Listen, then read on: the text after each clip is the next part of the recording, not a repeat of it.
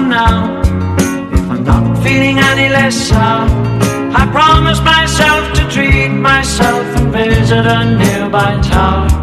And climbing to the top, will throw myself up in an effort to make clear to whoever what it's like when you're shattered, left standing in the lurch at a church where people are saying, my God, that stuff, she stood him up. No point in us remaining, we may as well go home, 'cause I did on my own.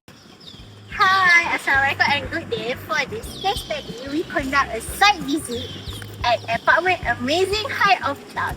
So, a strata residential development managed under a joint management body, also known as JMB. This study focused on issue number 4, which is the experience of the JMB in dealing with the commissioner of the COB and dispute resolution through the Tribunal under KPKT in accordance with the Strata Management Act 2013 Act 757.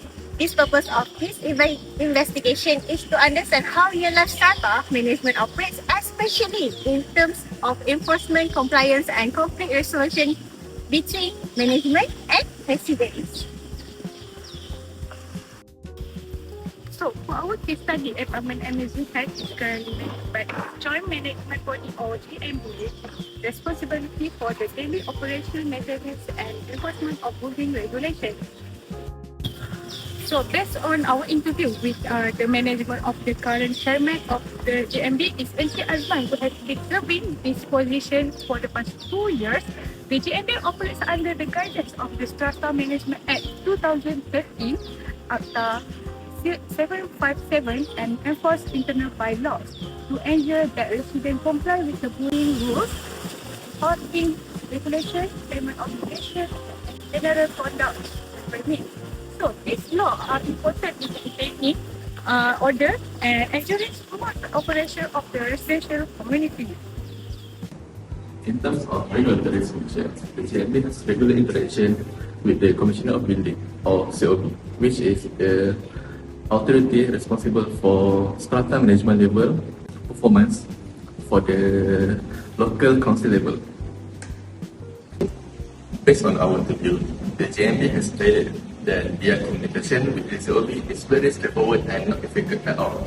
The process is guided clearly under the requirement of Act 757, which ensures the compliance of maintenance and admin matters. The management is also transitioning from Joint Management Body, which is JMB, to Management Corporation MC, which represents more structured and permanent stage of governance strata after the issuance of strata titles. COB plays an important role in overseeing this transition process to ensure that it is carried out with legal requirements. One of the important responsibilities of the Commissioner of Building is to ensure that every joint management body performs its duty according to the provision of the Strata Management Act 2013. This includes monitoring financial management, maintenance of common property, record keeping, and ensuring that meetings such as the annual general meeting are conducted in accordance with legal requirements. From our discussion with the management, the presence of the COB provides guidance whenever clarification is needed regarding legal procedures or administrative requirements. Instead of only acting as an enforcement authority, the COB also serves as a reference point for management bodies in carrying out their responsibility correctly. For residents, the existence of the COB also provides confidence that there is an independent authority overseeing the management of strata properties. This helps promote transparency, accountability, and fairness between the management and the parcel owners. When dispute or violations occur within the apartment, the JMB follows a structured enforcement procedure. According to the management, the first step involves issuing warning to the notice to residents, and usually up to the 3 levels of notice are given depending on the severity and the repetition of the issues. Only after the issuance of the third notice, the matter may be escalated to the Tribunal Pengurusan Strata under Kementerian KPKT. However, before reaching this stage, residents are still given the opportunity to discuss, negotiate, or resolve the matter internally with the management. This shows that the system prioritizes communication and resolution before formal legal action is taken. This approach reflects one of the key principles of strata management, where disputes should first be resolved through communication and mutual understanding before formal legal proceedings are considered. By encouraging discussion between the management and resident, many issues can be settled more efficiently without involving external authorities. The management also explained that maintaining a good relationship with residents is important because more disputes involve people who continue living in the same community.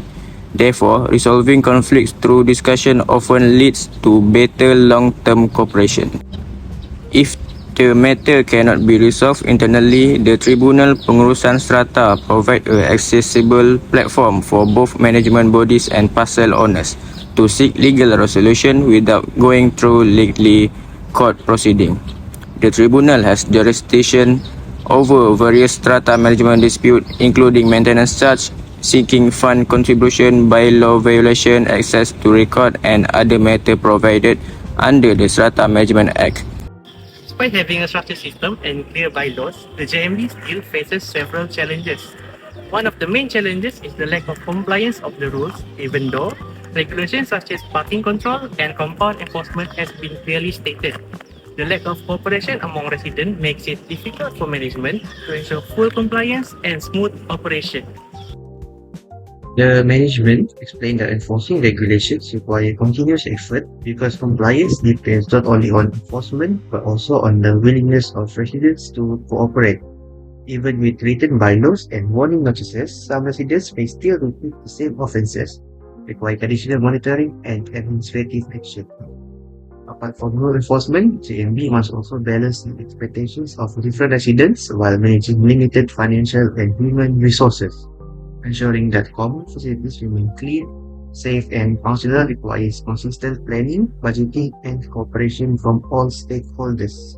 Our visit also demonstrates that strata management involves much more than maintaining the physical condition of a building. It includes financial management, legal compliance, communication with residents, conflict resolution, and coordination with government authorities such as the Commissioner of the building. The interview allowed us to gain a better understanding of how these responsibilities are carried out in practice and how legislation such as the Strata Management Act 2013 supports the management of residential communities. In conclusion, the apartment Amazing Heights is managed under proper legal framework and maintains structural interaction with COB and the tribunal system. The effectiveness of the management depends on the cooperativeness of the residents to the strata regulations. This concludes our case study. Thank you.